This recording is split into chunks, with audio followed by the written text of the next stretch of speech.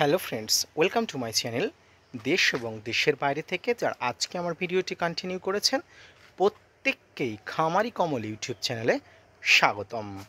October মাসের একদম শেষ পর্যায়ে এসে আপনার ছাদ বাগানে যদি লেবু গাছের এখনও পরিচর্যা সম্পর্কিত কোনো তথ্য আপনি না জানেন বা কিভাবে পরিচর্যা করতে হবে সেই তথ্য যদি আপনার কাছে যদি না জেনে হয়ে থাকে, তাহলে অবশ্যই আজকের ভিডিওটি আপনার জন্য।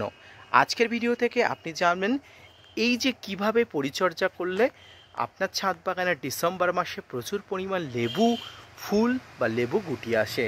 তাই আজকের ভিডিওটি অনেক গুরুত্বপূর্ণ হতে যাচ্ছে, ছোট থেকে বড়, অভিজ্ঞ থেকে অনভিজ্ঞ প্রত্যেক ছাদ বাগানীদের কাছে।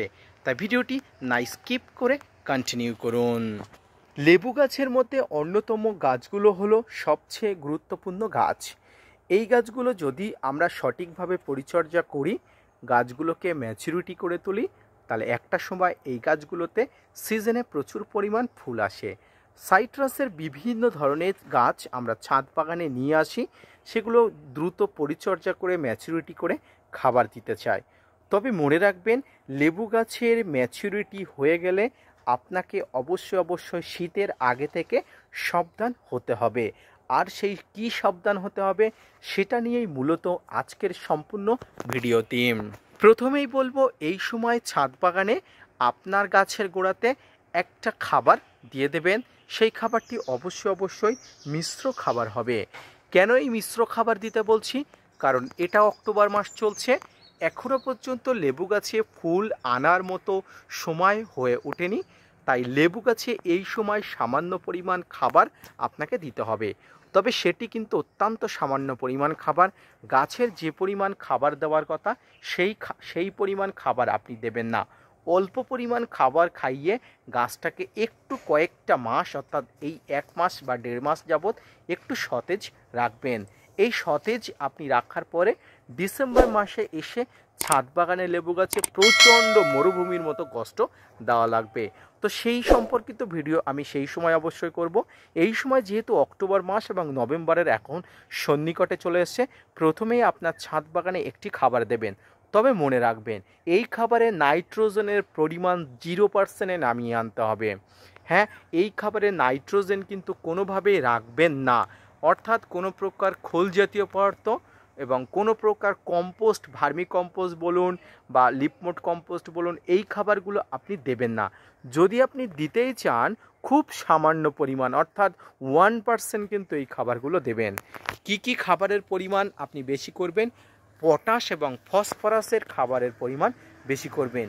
সঙ্গে বিভিন্ন ধরনের মাইক্রোনিউট্রিয়েন্ট বা অনুখাদ্যজনিত যে খাবারগুলো আছে, যেগুলো গাছকে কাষ্ঠল করতে, গাছের স্বাস্থ্য ভালো করতে, শিকড়কে মাটির গভীরে যেয়ে খাবার তুলতে সাহায্য করে। পাশাপাশি গাছে এই সময় পাতা হলুদ হয়ে যাওয়ার মতো সমস্যা যাতে সমাধান হয়ে যায়, তার জন্য কিন্তু এই যে খাবার দেওয়ার কথা বলছি, এই খাবারে অবশ্যই এপিসম সল্ট বা ম্যাগনেসিয়াম সালফেট অবশ্যই মিশিয়ে দেবেন। যদিও এপিসম সল্ট বা ম্যাগনেসিয়াম সালফেট একটি স্প্রে ফর্মের খাবার, তাই এটি কিন্তু স্প্রে করেও কিন্তু গাছে দিতে পারেন। তাহলে গাছের পাতা হলুদজনিত কারণে যদি এটা হয়ে থাকে, তাহলে এই এপিসম সল্ট বা ম্যাগনেসিয়াম সালফেট দিলে কিন্তু অবশ্যই ভালো হয়ে যাবে। গাছে যে খাবার দিচ্ছেন, সেই খাবার আপনি যেমনটি দিচ্ছেন তেমনটি দেবেন। এবং মাঝে মাঝে কিন্তু গাছের গোড়াতে আপনাকে এই সময় হিউমিক অ্যাসিড মিশ্রিত খাবার দিতে হবে।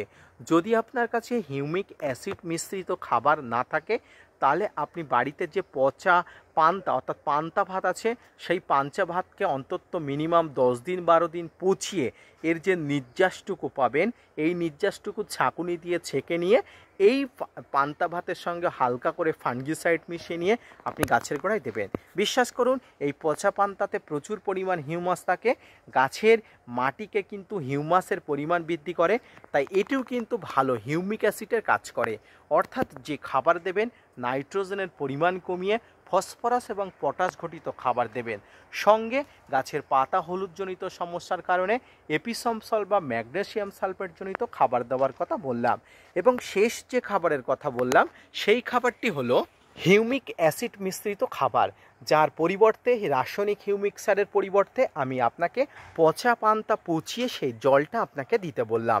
এই খাবার যদি পর্যায়ক্রমে আপনি দেন, অর্থাৎ এই ডিসেম্বর পর্যন্তই কিন্তু খাবার দেওয়ার একটা ভ্যালিডেশন থেকে দেয়, তাই কিন্তু ডিসেম্বর পর্যন্ত কিন্তু একবার আপনি দিতে পারবেন। তাই বলবো আপনি সময় নষ্ট না করে সময় থাকতে আপনি খাবারটা গাছের গোড়াতে দিয়ে ফেলুন।